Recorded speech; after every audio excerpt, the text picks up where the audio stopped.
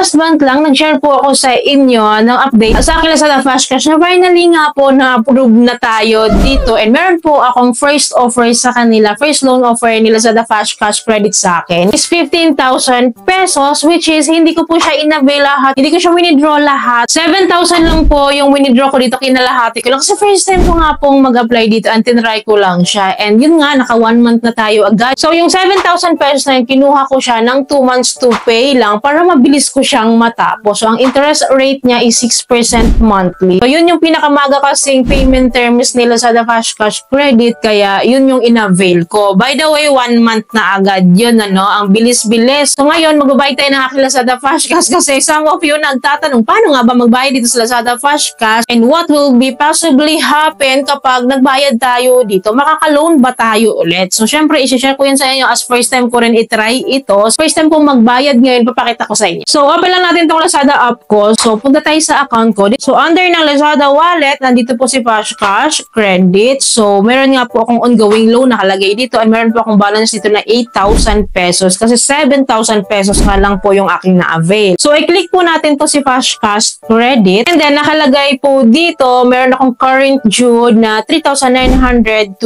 pesos. So, click lang natin tong repay kasi ito yung babayaran ko ngayon first month ko. And then, ito po yung lalabas. So, nandyan na rin yung amount automatically. So, click lang natin tong continue sa baba. And then, ito po yung mga payment method kung saan natin kukunin yung pambayad natin sa Lazada Flash Cash Credit. Pwede rin po tayong magbayad through Lazada wallets. Pwede rin po tayong magbayad through other e-wallets like InstaPay, BPI, and Maya. So, pwede po. So, by the way, sa mga nagtatanong pala kung pwede po ipambayad si Last Pay Later kay Lazada Flash Cash Credit. So, andito naman po nag-reflect naman siya as payment method pero po naka-disable siya. So, meaning po nito, si Last Pay Later, kahit pa malaki yung offer natin dito, is naka-disable nga po siya. Meaning po, si Last Pay Later is hindi po siya pwedeng pambayad kay Lazada Flash Cash Credit. So, malinaw po sa inyo yun, hindi po pwede kasi naka-disable po siya. Kahit anong pindot natin dyan, hindi po talaga magpo-process yan. Clearly po, ang pinakamabilis na mapabayad tayo dito, of course, ating GCash account na nakalink dito. So, hindi po tayo mag-cash in sa Lazada wallet para magkaroon ng laman tong Lazada wallet at dito po niya kukunin yung pangbayad. So, ganun lang namang kadali. And pipiliin ko lang po dito as payment method ko is si GCash ko. And make sure po na of course yung GCash natin is sapat yung laman niya para hindi po siya mag-i-insufficient. So by the way, so click lang natin tong GCash account ko and then dito po sa baba, dito yung breakdown niya. Nakikita niyo naman wala siyang fees, wala siyang charge. So yun din yung babayaran natin. So click lang natin tong pay now. So agad-agad po, successful po yung payment natin. So ganun lang po siya kadali. Kayang-kaya po nating magbayad dito ng less than 1 minute. Kapag tuloy-tuloy lang yung process na pagbabayad natin dito, ganun lang siya kadali. Tatap mo lang yung Flash Cash Credit, tapos magdadirect ka dun sa mga pay amount ka lang, tapos pipiliin mo lang si GCash, ganun lang. Nade-debit na agad din kasi nakalink naman yung aking GCash account dito sa aking Lazada. So ganun siya kadali. And then magte-text din sa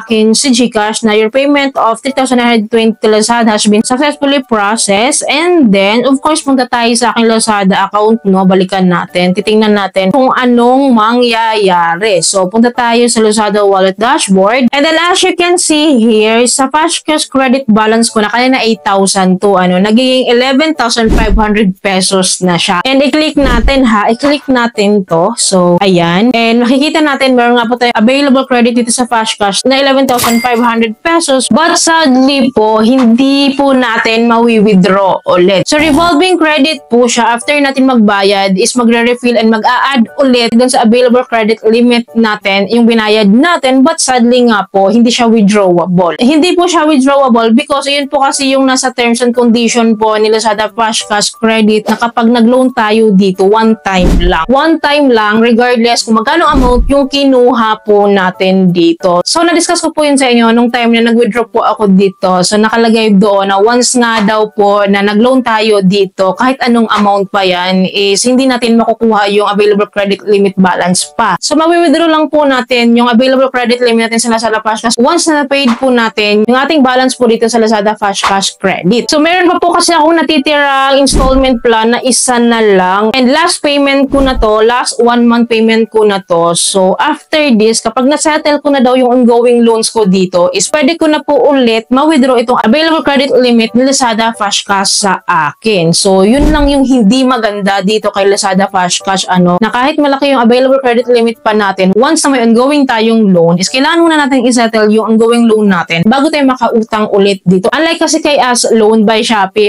revolving credit kasi siya. Once nagbayad tayo sa As Loan, pwede tayo mag-withdraw ulit. So, yun yung pinagkaiba nilang dalawa. So, ang maganda lang kasi dito kay Lazada Flash Cash Credit, once nag-withdraw tayo dito, buo natin makukuha yung pera. So, unlike naman kay As Loan by Shopee, meron siyang admin fee na binabawas na 1%.